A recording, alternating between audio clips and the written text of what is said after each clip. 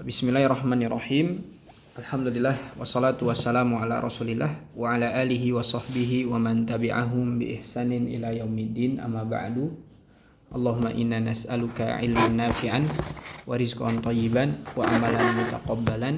Rabbi zidna ilman warzuqna fahman. Alhamdulillah, insyaallah pada kesempatan di pagi hari ini di siang hari ini kita lanjutkan kembali pembelajaran kita di dalam halaqah Al-Quran, yang insya Allah ada dua pembahasan tentunya yang kita akan bahas di setiap pertemuannya, mulai dari kajian terkait dengan apa yang sudah kita lalui dan kita jalani bersama terkait dengan doa dan zikir pagi dan petang, yang alhamdulillah tidak terasa tentunya Allah Subhanahu wa taala berikan kemudahan kepada kita dari segala karunia dan juga nikmatnya, yang sampai dengan pembahasan ini kita sudah menyelesaikan beberapa dari doa atau zikir, yang dimana sudah kurang lebih ada 4 doa atau zikir yang bersumber dari Al-Quran yang sudah kita pelajari, dan tinggal apa yang kita pelajari yang sudah lalu bersama kita, yaitu terus dijaga, di antaranya terus dibaca, dimurojaah, diamalkan. Terkait dengan ilmu, ibadah, ada perumpamaan, di antaranya disampaikan oleh beberapa asatidzah juga. Ini ana mendapatkan faidah dari guru-guru anak. Yang sulit itu bukan ini ana share juga ya di grup. Jadi yang sulit itu bukan menyalakan api pada sebuah lilin, tapi menjaga api tersebut agar tidak padam gitu, dengan walaupun meskipun dengan api yang kecil. Nah itu maksudnya. Kenapa jadi bayangin yang lain, Ustaz? Apa? Ini peribahasa nih yang perlu diperhatikan di dalam kita beribadah, termasuk padanya belajar, sholat ataupun apapun itu. Ini konsepnya perlu dijaga. Jadi bukan cuma sekedar kita ngerjainnya, bukan cuma kita sekedar beresnya, ngelakuinnya, melainkan dari apa yang sudah kita nyalakan itu dijaga agar terus tetap hidup, nyala walaupun apinya kecil gitu. Maksudnya apa? Istiqomah yang perlu diperhatikan di sini. Setelah apa yang sudah kita pelajari, dari setiap apa yang sudah kita baca, apa yang sudah kita usahakan dari sebuah ibadah yang Allah Subhanahu wa taala perintahkan, bukan cuma sekedar kita ngelakuinnya beres darinya, melainkan tadi kita menjaga agar terus menerus membersamainya gitu. Sholatnya tetap dijaga, ya. Kemudian belajarnya, ya.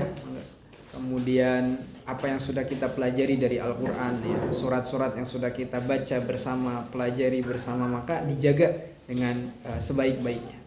Ya, meskipun dengan porsi yang sedikit, ya, meskipun dengan porsi yang nggak banyak, tapi diusahakanlah untuk terus membersamainya. Nah itu yang terpenting.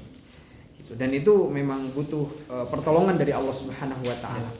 Ya, makanya di dalam beramal semangat dan hadirkan doa. Gitu.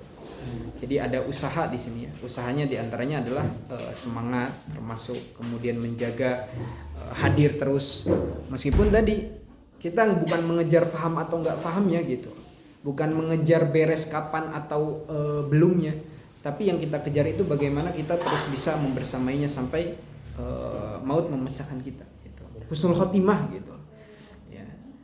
Karena kan husnul khotimah ini dimana seseorang dia mengakhiri hidupnya di dalam ketaatan kepada Allah Subhanahu wa taala.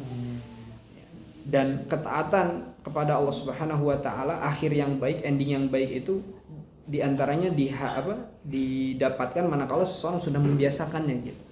Karena seseorang itu akan dimatikan dan akan dibangkitkan sesuai dengan kebiasaannya, sesuai dengan siapa yang dia dia sukainya. Termasuk tadi di dalam terkait dengan idola ya. Makanya kenapa kita nggak boleh mengidolakan orang-orang kafir gitu ya. Karena seseorang nanti akan dibangkitkan sesuai dengan siapa yang dia idolakan. Nah makanya kenapa kalau umat muslim ya udah jadikanlah idolanya Nabi Shallallahu Alaihi Wasallam atau orang-orang soleh, gitu. Ya, dan ini berkaitan dengan ala wala wal barok gitu. Termasuk kita kita suka permainan sepak bola gitu kan. laki-laki lah ya. Piala dunia. Gitu, apalagi sekarang yang lagi viral Piala Dunia gitu. Ya kita cukup nikmatin aja permainan yang nggak perlu dengan berlebihan ya. Sampai merasa misalkan tim ini kalah menyalahkan wasit dan semisalnya itu nggak perlu gitu lah. Itu makanya nggak boleh final gitu. ya. Final. Semifinal. Itu. Insyaallah. Nah itu ujian juga gitu loh buat kita umat-umat Islam kan itu. Ya mungkin tadi ya ibrohnya coba. Memang di zaman kita saat ini bakal Allah Subhanahu wa taala menangkan orang-orang kafir gitu ya. Ibrohnya mungkin Mesir karena banyak mayoritas Islam, Allah kalahkan karena ya tadi. Buat sekarang, buat zaman ini Allah Subhanahu wa taala di antaranya masih menghidupkan atau memberikan kemenangan banyak kepada orang-orang kafir. Namun tadi nanti bisa jadi tahun berikutnya atau piala tahun depan berikutnya atau kita nggak tahu yang menang mungkin dari negara-negara Islam. Tapi tadi ketika negara-negara Islam menang itu bisa jadi pertanda dekatnya hari kiamat, nah gitu aja, ya kan? Nah makanya bahagia dulu aja sekarang kita kan masih banyak amal yang kurangnya gitu. Kalau Islam banyak menangnya kita nanti tiba-tiba, aduh ya Allah, nah insya Allah. Apalagi ya namanya permainan bola masih terkait dengan dunia ya, masih bisa diatur lah hal yang demikian ya, menang kalah gitu. Apalagi ya tadi ya di bola ini banyaknya perjudian ya, banyaknya hal-hal yang inilah bertentangan dalam agama kita, banyaknya perjudian, kemudian masih bahasannya masuk ke perjudian yang lotre itulah ya. Iya lotre lah gitu ya. Pasang itu saya megang tim ini. Iya. Itu kan bagian dari judi ya kan? Judi ya. Judi. Taruhan. Iya, taruhan. Nah itu. Kalau judi saya apal banyak. Pengalaman itu insyaallah. Ya Allah. Nah, itu ya. Judi online bola mantap. Ya. Itu ya. Nah kita insya Allah memasuki materi terkait dengan doa atau hafalan berikutnya terkait dengan doa zikir pagi dan petang yang berikutnya. Nah ini makanya nanti di dalam sistem ujiannya diharapkan bukan cuma sekedar hafalnya aja, diinginkan dari segi penilaiannya itu ketenangannya ya, kemudian bacaannya dengan baik dan benar gitu ya, minimal panjang pendek huruf gak tertukar, itu aja dua hal yang perlu diperhatikan. Ya, jadi bukan cuma sekedar ngafalin atau kita udah hafal ya dari apa yang sudah kita pelajari, tapi tadi bagian daripada kita mengamalkan ilmu itu bukan cuma sekedar kita ngelakuinnya, tapi di dalam melakukannya kita hadirkan hati gitu. Itu penting gitu. Termasuk tadi sungguh-sungguhnya seseorang di dalam berdoa itu merupakan daripada hal yang Allah nilai gitu dibandingkan dia cuma sekedar ngerjainnya aja gitu. Karena banyak orang-orang yang sholat, banyak orang-orang yang zikir, namun gak berbekas di dalam kehidupannya hatinya. Karena tadi hatinya aja mungkin jauh, ya bisa dibilang raganya ada, namun hatinya hilang. Nah itu kan banyak orang-orang yang beribadah kayak gitu. Nah coba makanya ini tentunya pertanyaan besar buat kita sendiri, buat masing-masing daripada kita di dalam beribadah kepada Allah Subhanahu Wa Taala. Apakah cuma raga doang yang kita hadirkan, melainkan hatinya pergi hilang entah kemana? Nah itu PR juga sebenarnya buat kita. Nah makanya nanti di dalam sistem ujiannya ya pas lagi baca ke anaknya nanti diharapkan salah satu dari penilaiannya itu sendiri bukan cuma sekedar udah hafalnya, tapi tadi di mana dia memahaminya ya, minimal tadilah dari segi bacaannya tidak tertukar antara panjang dan pendek dan hurufnya nggak salah. Nah itu kan penting ya, itu paling minimal, itu bagian dari penjagaan terhadap makna itu sendiri gitu loh ya. Karena ya contohnya gimana ya, misalkan nih kita berdoa sama Allah atau zikir sama Allah tapi dengan bahasa yang kebolak-balik gitu loh ya, yang misalkan yang mintanya aku ya kan, tapi malah yang seakan-akan yang mintanya tuh Allah, kan ada juga kalau di dalam bahasa Arab tuh kadang gitu, kalau salah aja pengucapannya gitu, salah huruf itu bisa keliru gitu loh. Yang asalnya aku memohon kepada engkau jadi misalkan kami di sini bisa ya tadi maknanya bersama ya, atau misalkan kami di sini karena kita nggak tahu maksudnya balik lagi bersama Allah gitu. Iya. Allah minta lagi kepada Allah kan itu nggak nyambung gitu. Nah itu perlu diperhatikan tentunya. Ya, minta kebaikan karena salah huruf dan semisal yang lainnya malah minta keburukan. Nah itu kan ada. Contoh aja Al-Fatihah. Alhamdulillah. Asalnya kita memuji Allah malah kita menghinakan Allah. Nah itu maksudnya. Beberapa hal tentunya yang perlu diperhatikan. Makanya kenapa bukan cuma sekedar ibadah itu pelaksanaannya aja gitu, bukan sekedar perbuatan atau berbuah anggota badannya saja gitu, bukan cuma ngerjainnya aja, tapi di dalam mengerjakannya dia perhatian gitu niatnya. Makanya kenapa yang menjadi syarat diterimanya ibadah amalan seseorang kan ada ikhlas, ada sesuai dengan tuntunan. Nah itu dua hal itu kalau nggak ada di dalam ibadah atau salah satunya aja hilang, ya nggak akan berkah ibadahnya. Nah itu termasuk dari zikir kita selama ini, sholat kita, baca Al-Quran kita. Nah, apalagi termasuk kepada orang-orang yang sudah dapat hujah padanya. Nah ini kan beda lagi. Ya kita yang sudah ngaji kan gitu. Iya sudah dalil itu sudah datang sama kita gitu. Ya, kayak sekarang kita nih udah tahu tahsin seperti apa, kita belajar tahsin. Kalau misalkan tidak mempraktikkan ilmu tahsin di dalam bacaan sholatnya, kemudian misalkan baca Al-Quran sehari-harinya, itu bisa menjadi Al-Quran itu bumerang buat kita gitu loh. Makanya di dalam hadis Nabi disebutkan apa? Al-Quran hujjatun laka au alaika. Al-Quran itu bisa menjadi penolong, namun di sisi lain bisa jadi musuh juga buat kita gitu. Nah Karena diminta nanti gitu. kenapa lu udah dapet nggak lu Nah kerjain itu gitu. maksudnya. Nah itu Jadi itu bumerang. PR ya sebenarnya. Nah itu. Nah makanya berat ya, khususnya apalagi yang namanya beramal itu memang salah satu kesulitan yang dihadapi setiap daripada manusia gitu loh. Banyak orang yang tahu, banyak orang yang berilmu, namun tadi di dalam pengamalannya nggak semua orang diberikan kemudahan untuk beramal gitu. Nah, makanya amalan ini atau perbuatan ini sangat-sangat butuh terhadap bimbingan dari Allah, hidayah butuh gitu. Seseorang dapat sholat, seseorang bisa melaksanakan ibadah-ibadah itu karena memang Allah yang menggerakkannya, bukan karena kita yang hebat gitu. Nah itu beberapa konsep yang perlu harus diperhatikan gitu buat kita semua. Jadi tidak menggantungkan dirinya itu terhadap dirinya sendiri gitu, menyombongkan dirinya, akhirnya membesar-besarkan dirinya, keberhasilan itu semata-mata karena dirinya. Nah itu banyak terjadi kesalahan, kekeliruan pada manusia gitu, karena tadi menganggap kemampuannya, kehebatannya itu karena usahanya dia sendiri, padahal nggak bisa kayak gitu. Bahkan masalah dunia aja ya itu karena memang Allah yang bantu gitu loh. Ya. Nah, karena apa? Baginya kepunyaan bumi dan langit. Ya, Allah memiliki bumi dan langit. Ya, apa-apa yang ada di bumi itu karena kehendak Allah Subhanahu wa taala. Ketika seorang mampunya di dalam berprestasi, masalah dunianya itu karena memang Allah ngizinin gitu. Kalau nggak Allah ngizinin nggak akan terjadi gitu. Ya.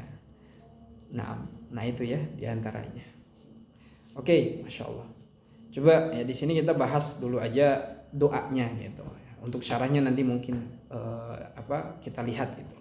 Apakah memang udah siap nih buat ujian sekarang, atau mungkin nanti biar sekalian besok semuanya pekan berikutnya gitu. Karena tadi ya yang Ana minta dari segi penilaiannya bukan cuma sekedar hafalnya saja, lancarnya saja, tapi diperhatikan huruf-hurufnya. Ya, mungkin nanti Ana khususkan juga akan bikin rekaman berupa doa-doa yang sudah kita hafal. Dengan tartil lah Ana berusaha buat baca dengan perlahan. Allahu la ilaha illa huwal hayyul qayyum. Nanti insyaallah Ana mungkin bakal bikin rekaman seperti itu biar daripada ikhwah sekalian yang belajar di sini ya bisa murojaah lah gitu di rumah, ya bisa murojaah di rumah. Nah dan diharapkan tadi pas lagi baca zikir juga setidaknya diperhatikan gitu ya, memperhatikan akan hal tersebut ya, sambil di motor juga ya, kita baca Allahu la ilaha illa huwal hayyul qayyum ya, karena gini aja terburu-buru ya. Apa yang membuat kita terburu-buru gitu? Kenapa sih gitu loh? Kalau misalkan tujuannya terburu-buru karena mau cepat beres aja, ini kesalahan tentunya. Ya. Nah ini kadang coba kita bertanya sama diri kita, kenapa kita kalau ibadah itu maunya beres aja gitu loh? Kayak banyak orang sholat itu takut telat itu karena misalkan dia sholat itu karena takut telat, takut misalkan masuk ke sholat yang lainnya atau masuk ke waktu yang lainnya, sehingga dia berburu-buru. Itu bukan karena memang ngejar sholatnya gitu loh, tapi ngejar biar nanti nggak masuk sholat yang berikutnya gitu loh. Atau misalkan dia sholat itu buru-buru biar bisa ngelakuin hal kegiatan yang lainnya. Ayo sholat dulu biar langsung kerja lagi. Nah itu tentunya sesuatu yang harus digarisbawahi gitu loh. Ya, akhirnya dia sholat itu tergerak karena apa? Karena ada kerjaan lainnya, permasalahan dunia yang memang belum diselesaikan gitu. Kalau Biasanya misalkan dalam permasalahan dunia begitu juga Ustaz, ini bukan antara akhirat dan dunia. Dunianya pengen udah gua ngapain ini biar bisa lagi, atau biar itu kenapa ya Ustaz? mindset bisa jadi ya gitu loh. Iya. Bahkan pengaruh pendidikan orang tua terhadap anaknya. Kayak misalkan contoh, ayo kamu nontonnya nanti lagi, abis sholat biasa langsung nonton lagi. Nah itu akhirnya menggerakkan sesuatu itu karena ya tadi ada sesuatu yang memang belum selesai gitu. Nah itu banyak kayak gitu. Karenanya salah gitu ya. Gitu loh. Sebabnya salah. Nah makanya khususnya ke anak-anak ya, harus nanti ada waktu khusus menjelaskan kembali gitu loh. Kenapa si ibu tuh akhirnya menyuruh hal yang demikian? Kenapa coba ibu itu nyuruh sholat dulu baru nanti bisa nonton lagi?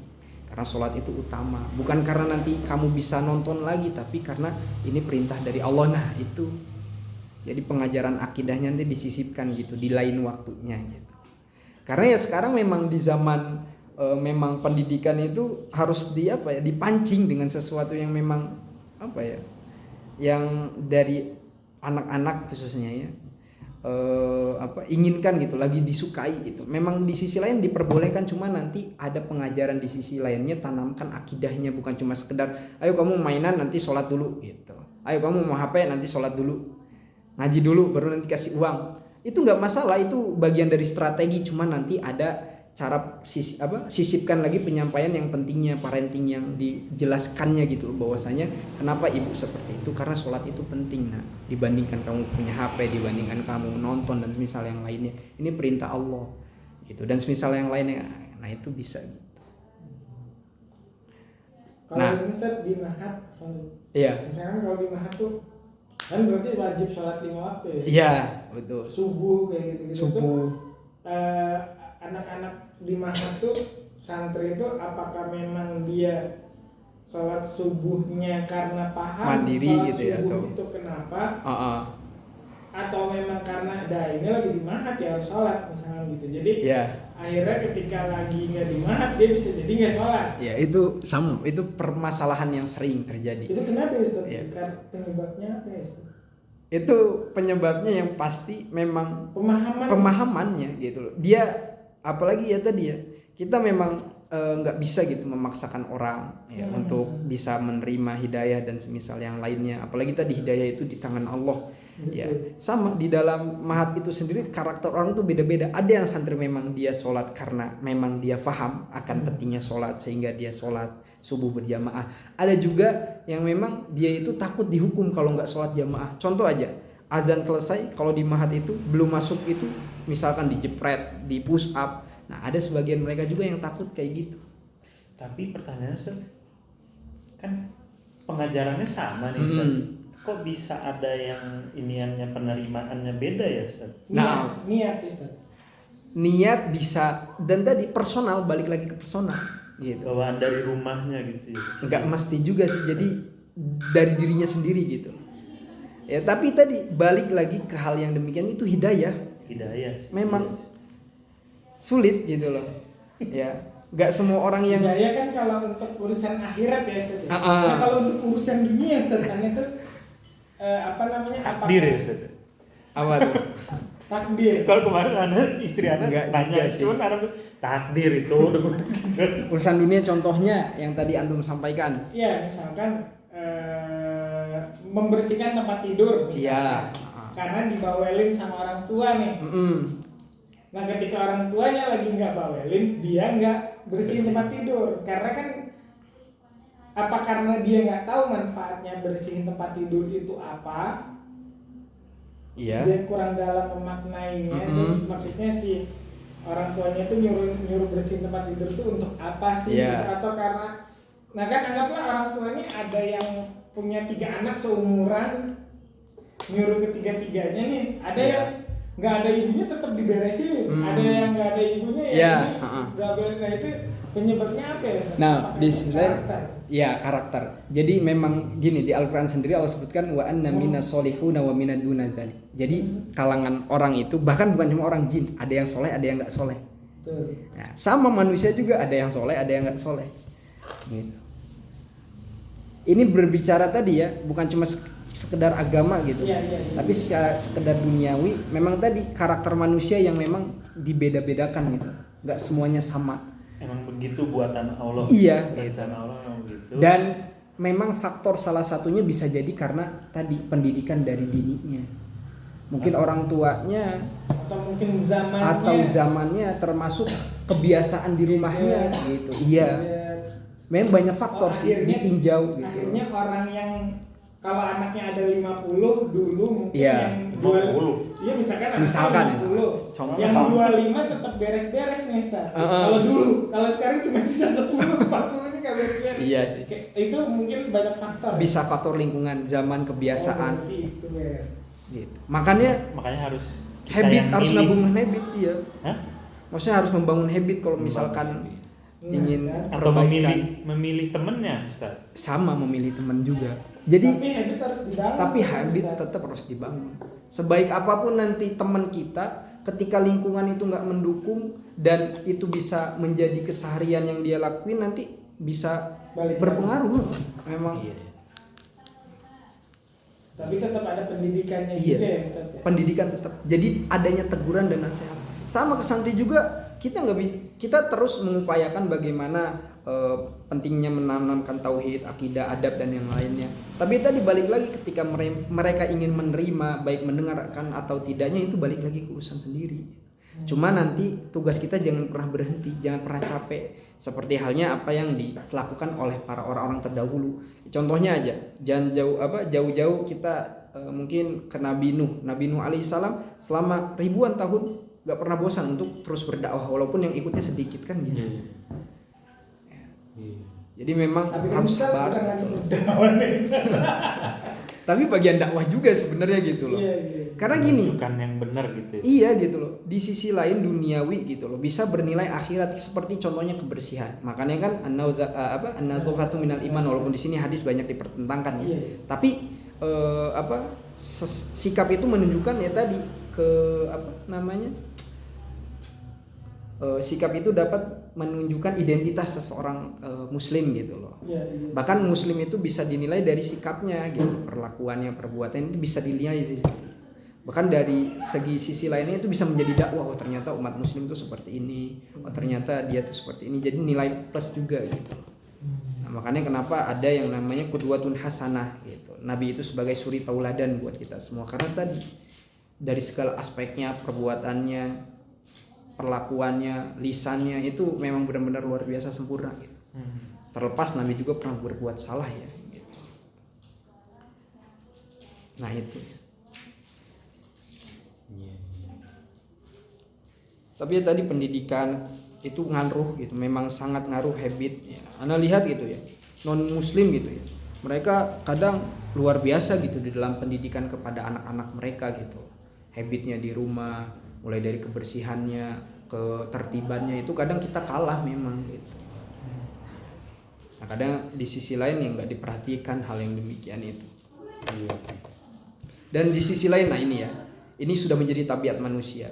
Jadi memang Allah jadikan manusia itu tabiatnya terburu-buru, mau cepat-cepat selesai, mau ngelakuin ini dan itu. Kenapa itu? Ada sih. Itu tabiat. Iya memang.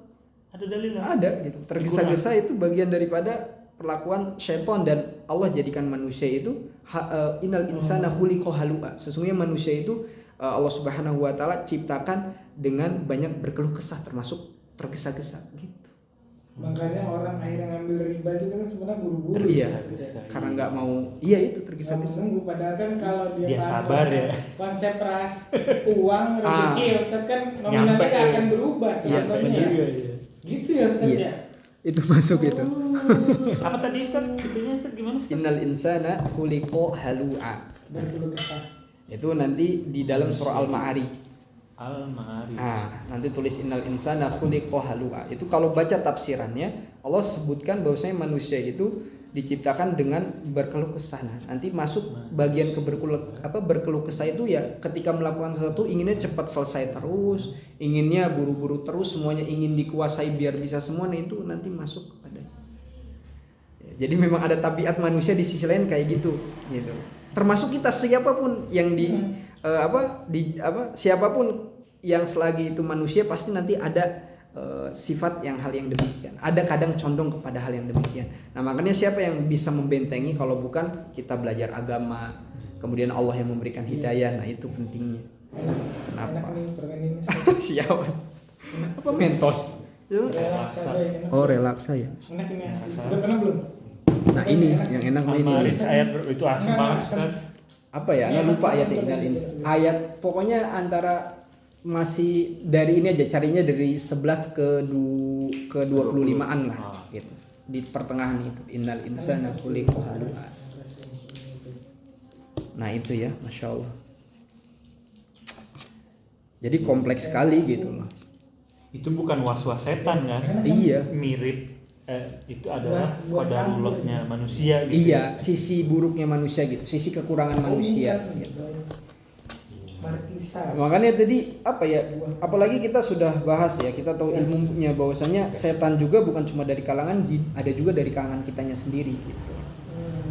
Ketika hawa nafsu yang sudah tidak terkontrol gitu ya, apalagi lingkungan yang sudah nggak mendukung, kebiasaan kita yang jauh dari ingat Allah, itu udah kita bisa dikatakan ya sifat-sifat kita udah kayak setan gitu. Apalagi kitanya ya mengikuti kebiasaan-kebiasaan buruknya gitu.